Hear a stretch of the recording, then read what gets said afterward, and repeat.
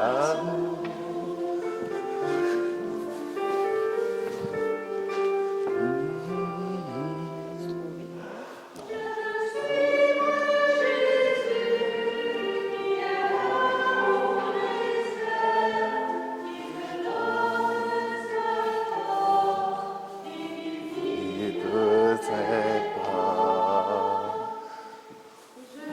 Suivre Jésus au chemin de la croix, il a dit quand tu avec moi, il me pense à lui-même et qui porte sa croix.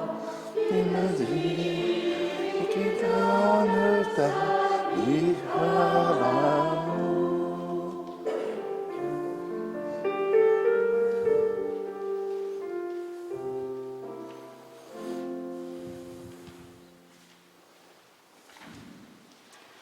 Nous sommes réunis au nom du Père, du Fils et du Saint-Esprit. Le Seigneur soit avec vous. Bonjour. Bienvenue en ce premier dimanche du Carême où nous entrons avec le Seigneur sur ce long périple qui nous amène jusqu'à la fête de Pâques, jusqu'à cette victoire du Seigneur. Là où le Carême nous emporte, c'est sur ce chemin de pénitence, ce chemin où nous avons à fouiller en nous-mêmes pour y trouver le chemin de l'amour.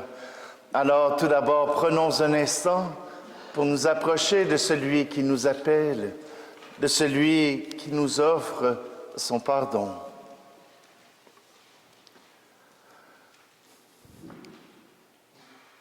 Seigneur Jésus, toi qui dans le désert as surmonté l'épreuve de la tentation, prends pitié de nous.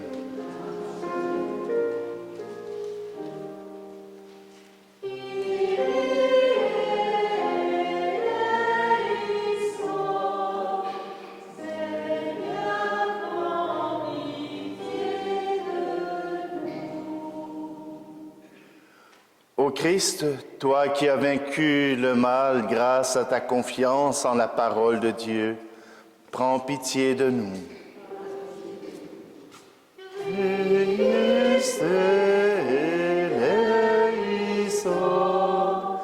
Ô Christ, prends pitié de nous.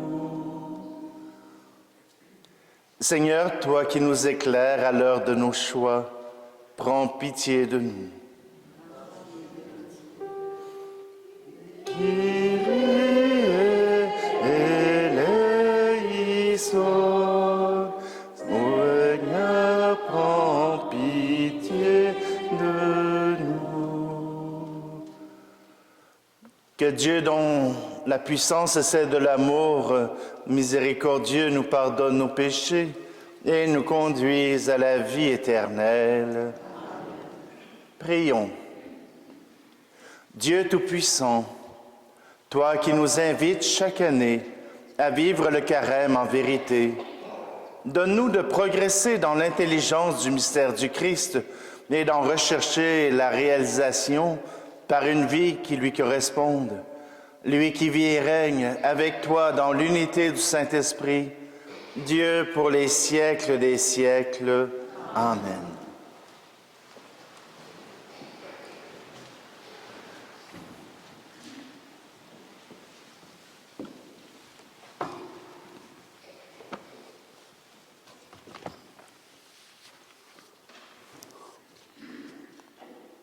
Lecture du livre de la Genèse. Le Seigneur Dieu modela l'homme avec la poussière tirée du sol.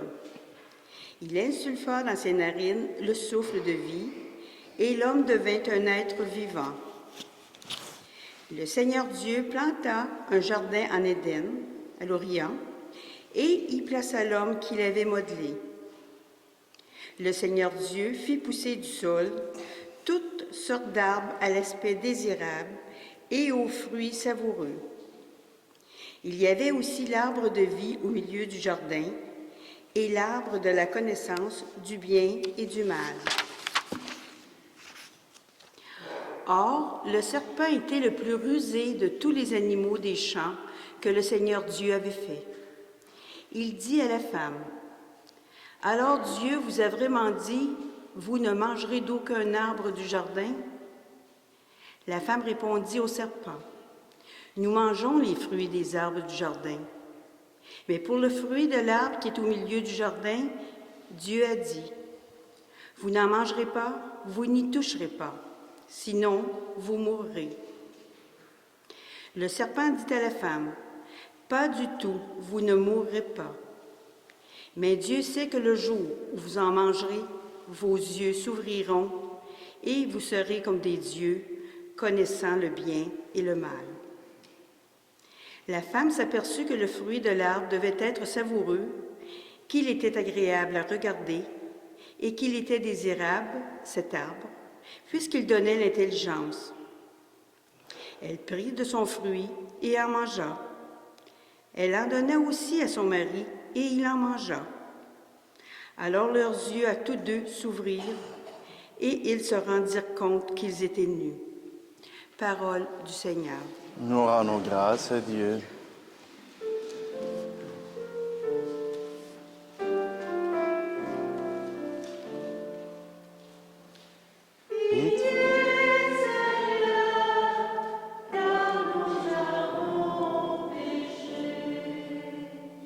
Pitié pour moi, mon Dieu, dans ton amour, selon ta grande miséricorde, efface mon péché. Lave-moi tout entier de ma faute, purifie-moi de mon offense. Pitié, Seigneur, car nous avons péché. Oui, je connais mon péché, ma faute est toujours devant moi. Contre toi et toi seul, j'ai péché. Ce qui est mal à tes yeux, je l'ai fait. Pitié, Seigneur, car nous avons péché. Crée en moi un cœur pur, ô mon Dieu. Renouvelle et raffermis au fond de moi mon esprit. Ne me chasse pas loin de ta face, ne me reprends pas ton Esprit Saint. Pitié, Seigneur, car nous avons péché. Rends-moi la joie d'être sauvé, que l'Esprit généreux me soutienne. Seigneur, ouvre mes lèvres et ma bouche annoncera ta louange.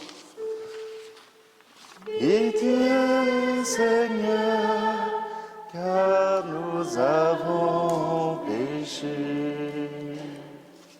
La lecture brève. Lecture de la lettre de saint Paul apôtre aux Romains. Frères, nous savons que par un seul homme, le péché est entré dans le monde et que par le péché est venue la mort. Et ainsi la mort est passée en tous les hommes, étant donné que tous ont péché. Si, en effet, à cause d'un seul homme, par la faute d'un seul, la mort a établi son règne, combien plus à cause de Jésus-Christ et de lui seul régneront-ils dans la vie ceux qui reçoivent en abondance le don de la grâce qui les rend justes. Bref, de même que la faute commise par un seul a conduit tous les hommes à la condamnation, de même l'accomplissement de la justice par un seul a conduit tous les hommes à la justification qui donne la vie. En effet, de même que par la désobéissance d'un seul être humain, la multitude a été rendue pécheresse.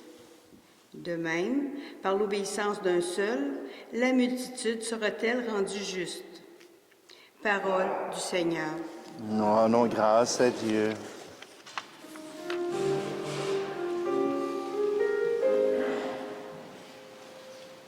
Parole, Seigneur, est vérité,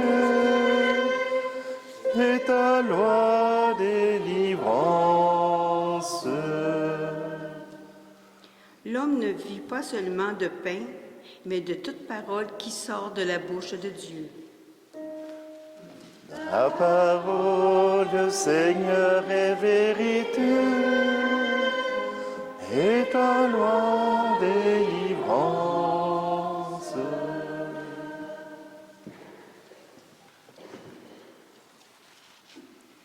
Le Seigneur soit avec vous. Évangile de Jésus-Christ selon saint Matthieu. Gloire à toi, Seigneur. En ce temps-là, Jésus fut conduit au désert par l'Esprit pour être tenté par le diable. Après avoir jeûné 40 jours et 40 nuits, il eut faim.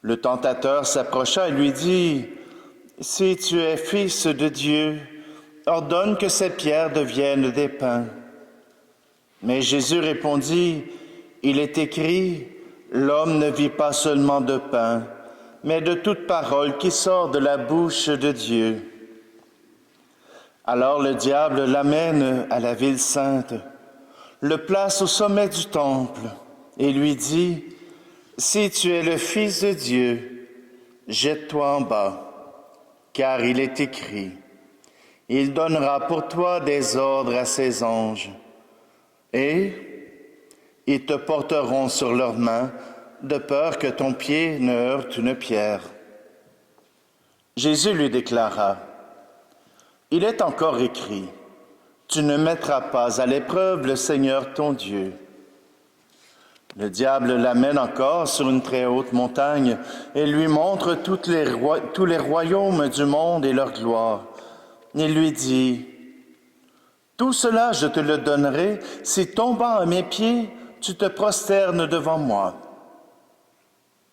Alors Jésus lui dit, « Arrière Satan, car il est écrit, c'est le Seigneur ton Dieu que tu adoreras, à lui seul tu rendras un culte. » Alors le diable le quitte, et voici que des anges s'approchèrent et ils le servaient. Acclamons la parole de Dieu.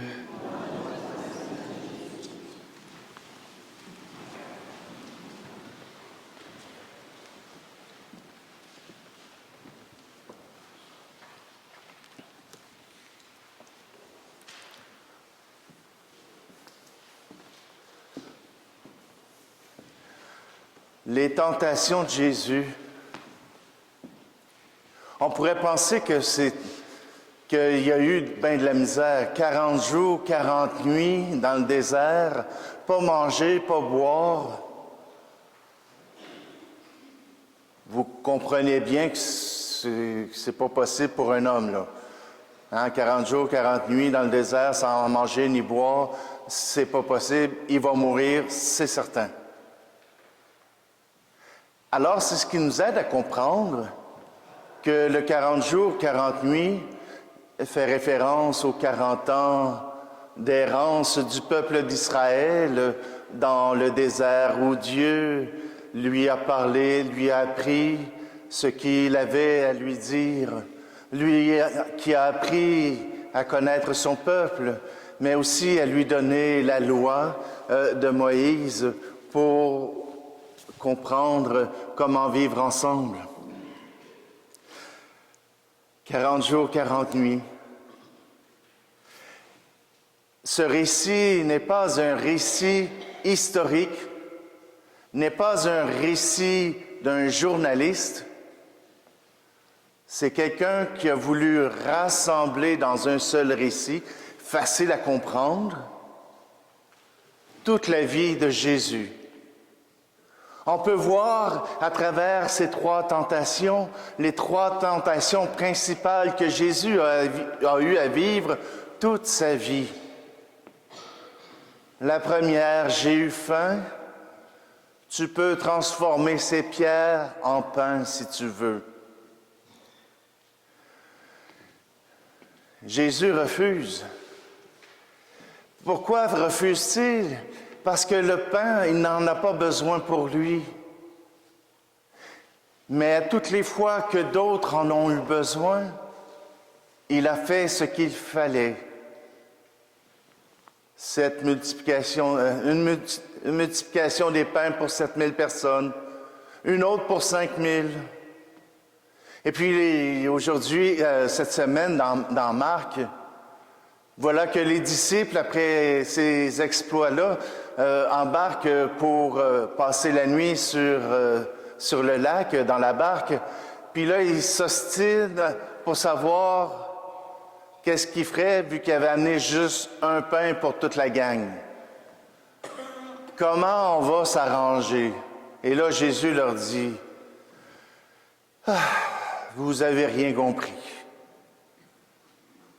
J'ai fait du pain pour 7000, 5000 personnes. Et là, vous vous ostinez pour une soirée avec un seul pain? Il y a plus important dans la vie, surtout qui est en train de leur annoncer qu'il serait crucifié, qu'il était pour souffrir, qu'il était pour être livré aux impies. Puis eux autres, « Hey, j'espère que ton morceau ne sera pas plus gros que le mien. » Vous imaginez que Jésus est un peu choqué. Mais à toutes les fois où il a fait la multiplication des pains, où il a donné du pain à son peuple qui avait faim, ce n'était pas pour sa faim à lui, mais comme pasteur, comme celui qui vient aider les autres, comme celui qui vient guider ceux qui ont faim. Alors oui, Jésus n'a pas été tenté de s'offrir lui-même les biens matériels nécessaires. Même, il passait dans les champs, puis on nous disait que les apôtres égrenaient le blé pour pouvoir le manger parce qu'ils avaient faim. Alors, c'est pas parce qu'ils ont vécu dans l'abondance. Jésus a vécu simplement avec ce que le Seigneur lui donnait, et cela lui a suffi. Deuxième tentation, sur le temple. Et là, le diable lui lance un défi. Si tu crois en Dieu, tu as juste à te laisser tomber. Déjà, il a promis qu'il te protégerait. Il ne veut pas que tu te cognes le gros orteil sur une roche. Alors, certainement que quand tu vas tomber, les anges vont venir t'attraper. Jésus a toujours fait le choix de suivre la volonté du Seigneur, toujours fait le choix de suivre ce que le Seigneur lui a dit, et il n'a pas voulu le tenter.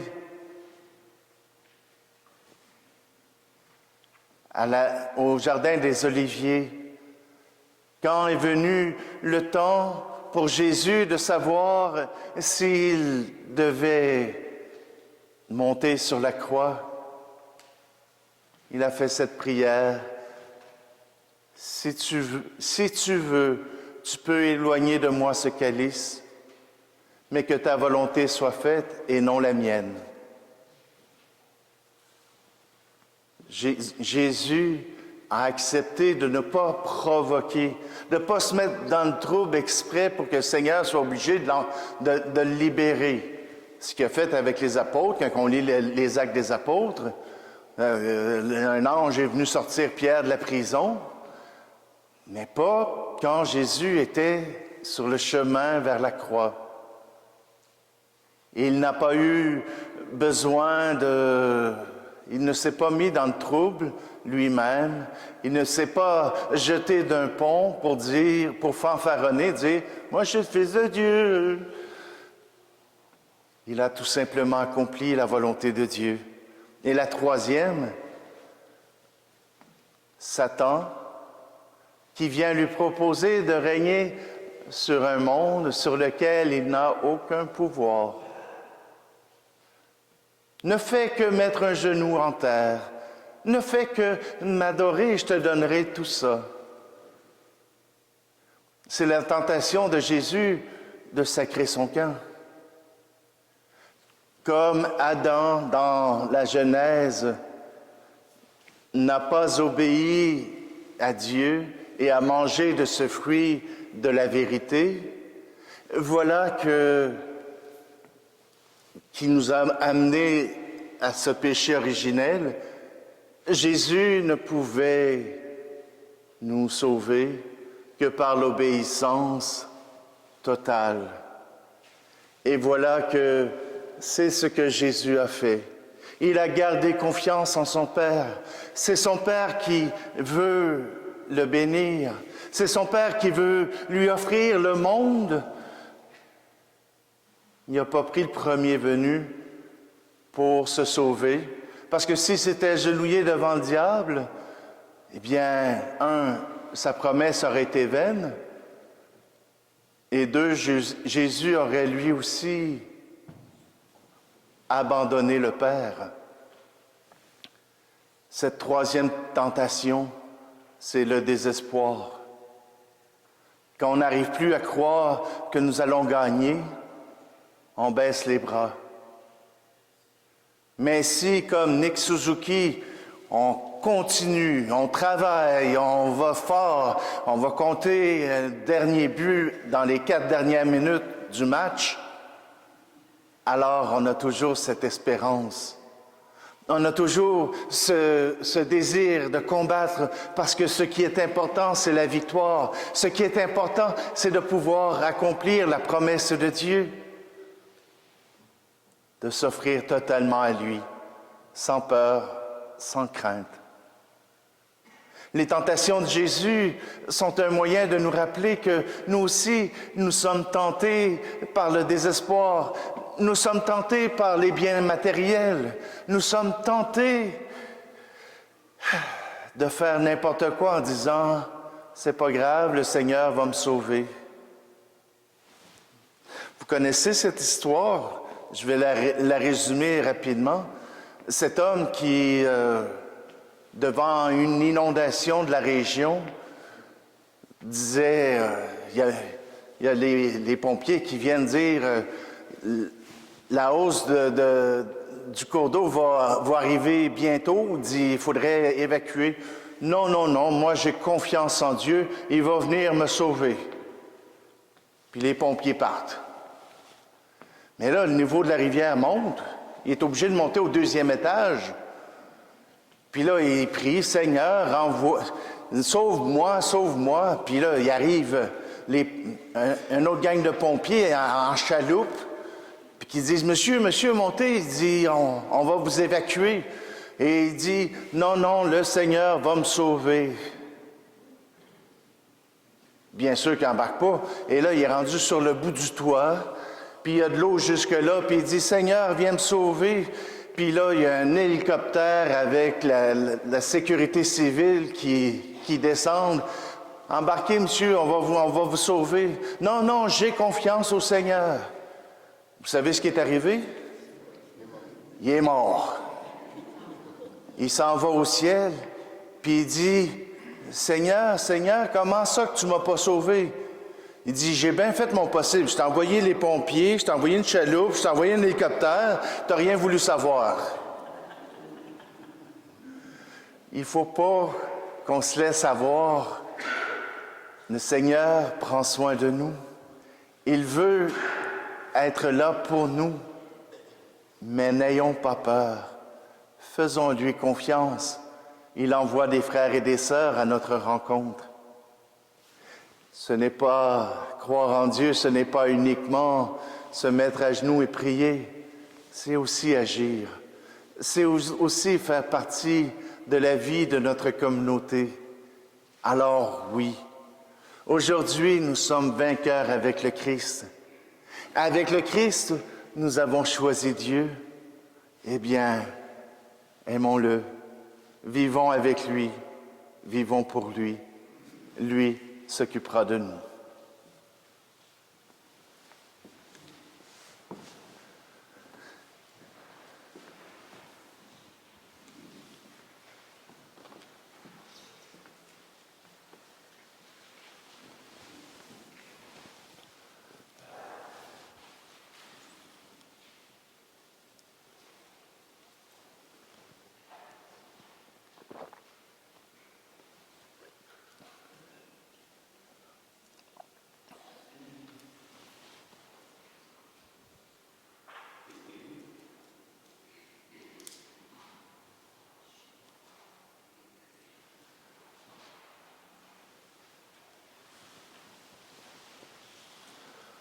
Comme le Christ, nous croyons en Dieu.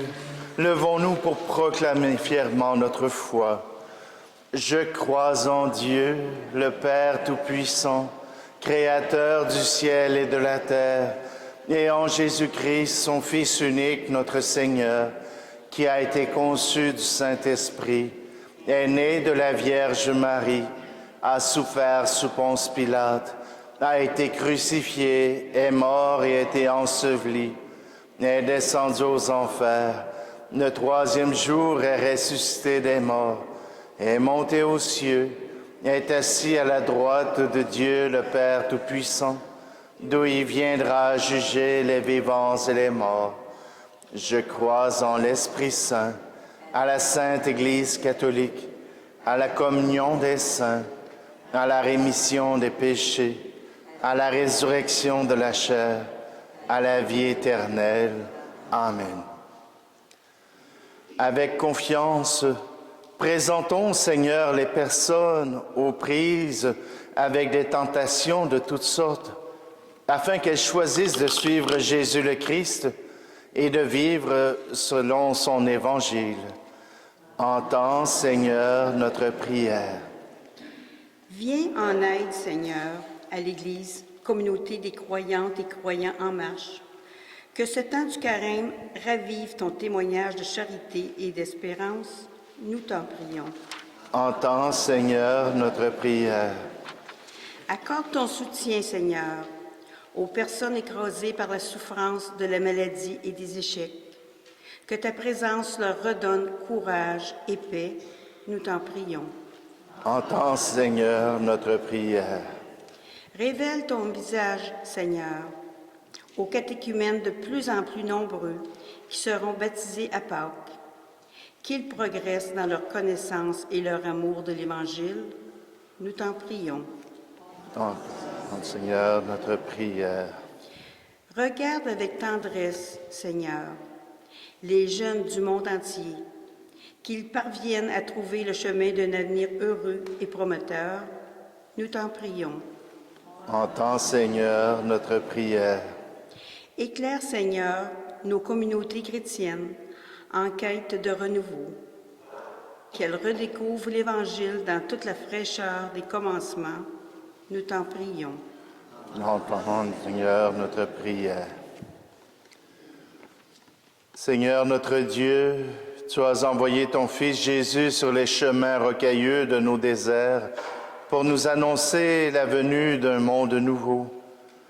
Aide-nous à marcher ensemble dans l'assurance de son amour, lui qui règne avec toi pour les siècles des siècles. Amen.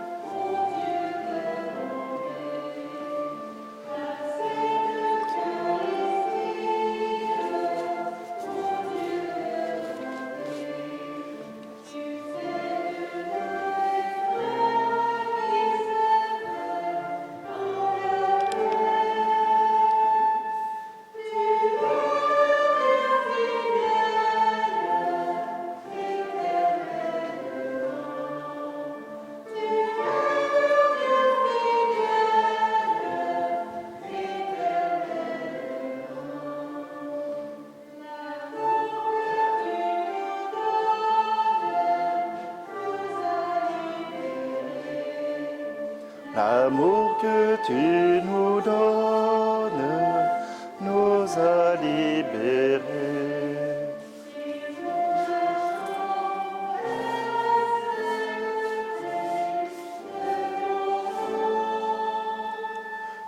Tu es le Dieu fidèle, éternellement.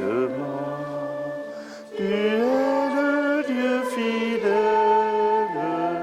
éternellement.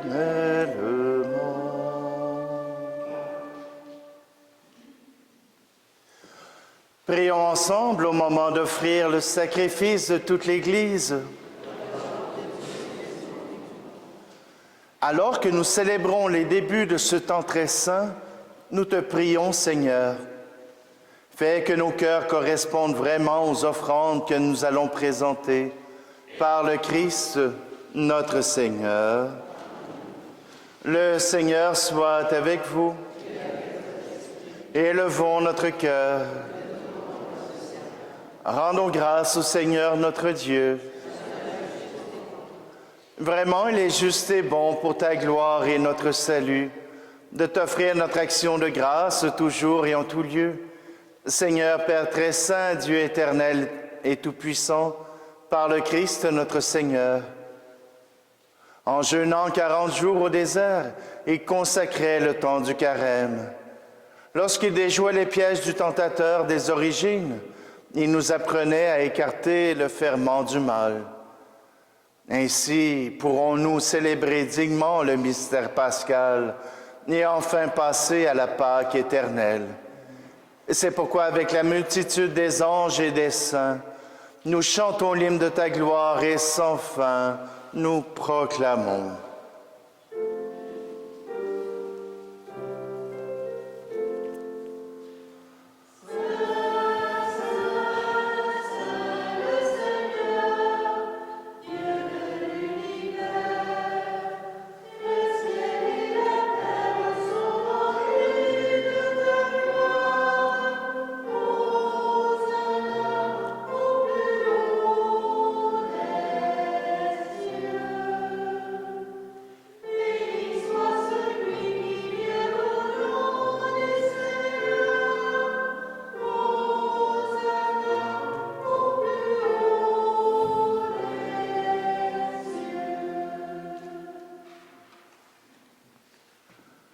Toi qui es vraiment saint, toi qui es la source de toute sainteté, Dieu notre Père, nous voici rassemblés devant toi et dans la communion de toute l'Église. Nous célébrons le jour où le Christ est ressuscité d'entre les morts. Par lui que tu as élevé à ta droite, nous te prions. Sanctifie ces offrandes en répandant sur elles ton esprit, qu'elles deviennent pour nous le corps et le sang de Jésus le Christ, notre Seigneur. Au moment d'être livré et d'entrer librement dans sa passion, il prit le pain. Il rendit grâce et le rompit et le donna à ses disciples en disant « Prenez et mangez-en tous. Ceci est mon corps livré pour vous. »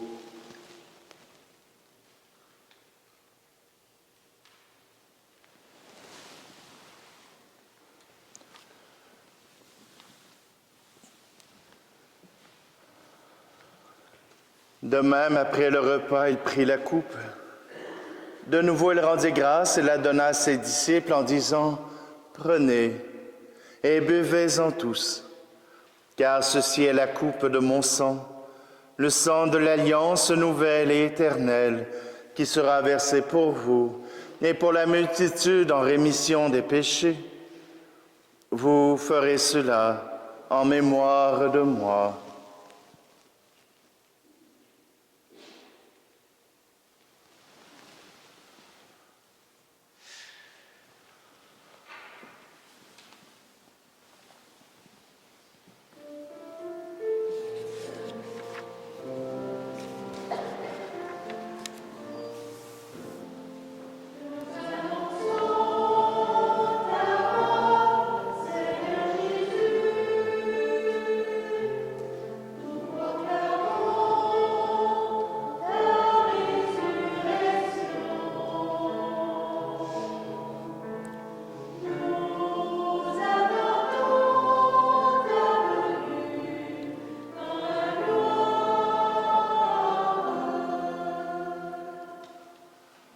en faisant ici mémoire de la mort et de la résurrection de ton Fils, nous t'offrons, Seigneur, le pain de la vie et la coupe du salut, et nous te rendons grâce car tu nous as estimés dignes de nous tenir devant toi pour te servir.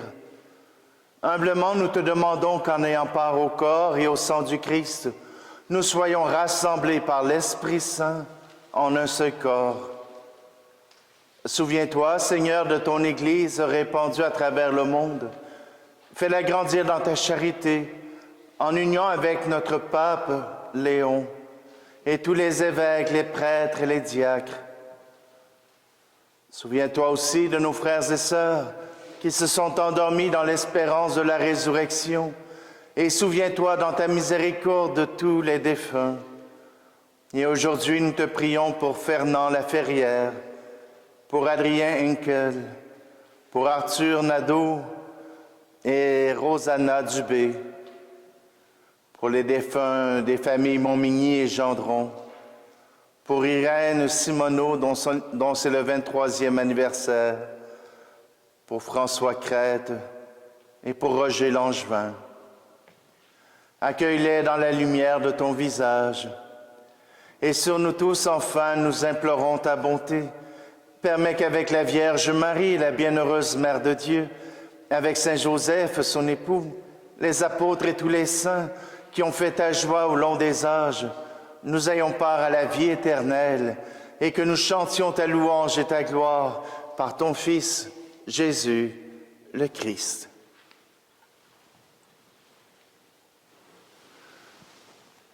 Par lui, avec lui et en lui, à toi, Dieu le Père Tout-Puissant, dans l'unité du Saint-Esprit, tout honneur et toute gloire pour les siècles des siècles. Amen.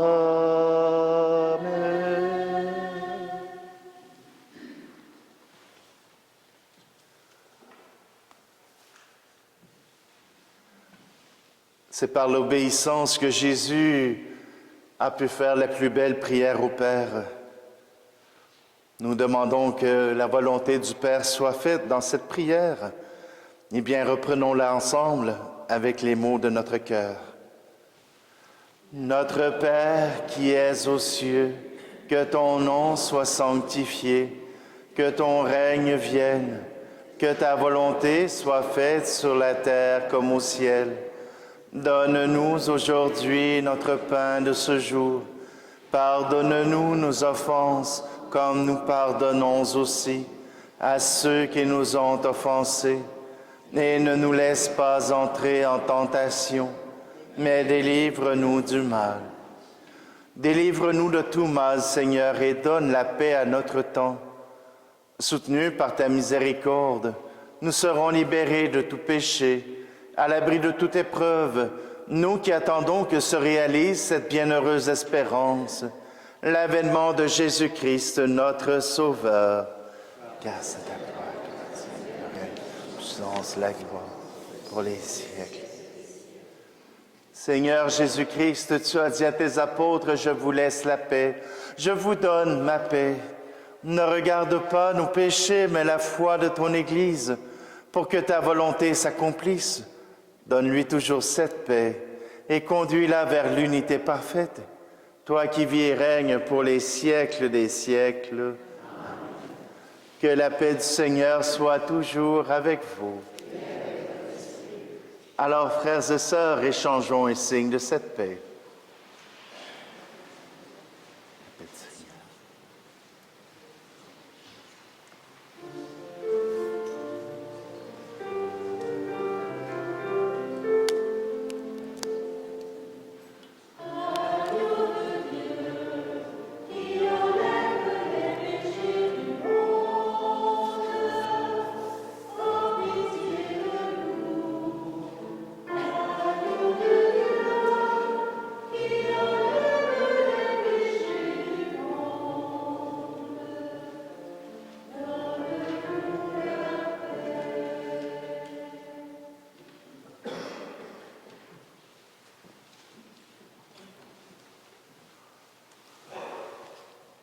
Voici Jésus, voici l'agneau de Dieu, voici celui qui enlève les péchés du monde.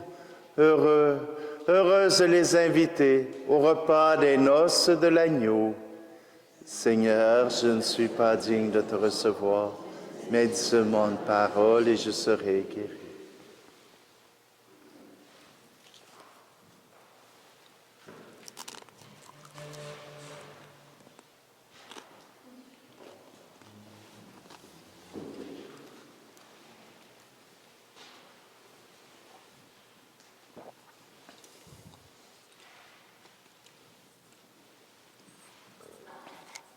Voici le corps du Christ. Voici le corps du Christ.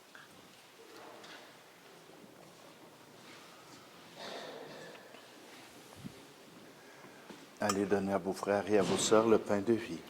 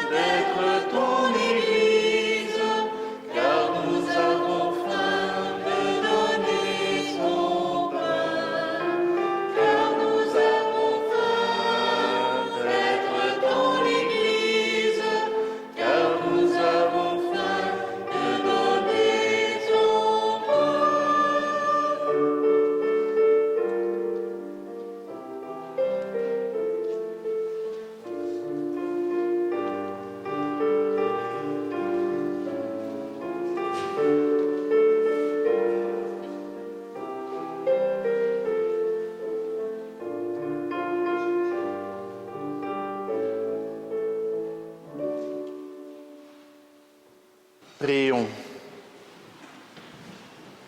Restaurés par le pain du ciel qui nourrit la foi, stimule l'espérance et fortifie la charité, nous t'en prions, Seigneur. Apprends-nous à toujours avoir faim de celui qui est le pain vivant et vrai, et à vivre de toute parole qui sort de ta bouche, par le Christ, notre Seigneur. Amen. Alors, bientôt, 2 événements auront lieu dans notre secteur. Tout d'abord, je vous invite à mettre ça dans votre agenda avant même que ça apparaisse dans le feuillet paroissial. Le 15 mars sera une journée toute particulière, une témoin de la vie de Medjugorje sera à l'église Sacré-Cœur de Stansted durant toute la journée pour venir témoigner de ce qu'elle vit. C'est une Québécoise, donc il n'y aura pas de traduction et tout ça. Elle va parler en français et elle va nous raconter son témoignage auprès de la communauté qui accompagne la Vierge Marie. Alors donc, vous êtes invités à mettre ça à votre agenda. Et à la fin mars, 27 et 28, nous aurons une exposition pour le nouveau saint, Carlo Acutis, un jeune de 15 ans, qui, cette exposition-là aura lieu ici dans notre église. Alors, je vous invite déjà à mettre ça dans votre agenda, mais aussi à faire des invitations pour ceux qui aimeraient en apprendre plus sur ce jeune homme fort formidable. À part de ça, la vie est belle, hein? Le Seigneur soit avec vous. Que descende sur ton peuple, Seigneur, l'abondance de ta bénédiction, afin que dans l'épreuve grandisse l'espérance, que dans la tentation s'affermisse le courage, et que soit accordée la rédemption éternelle par le Christ, notre Seigneur. Amen.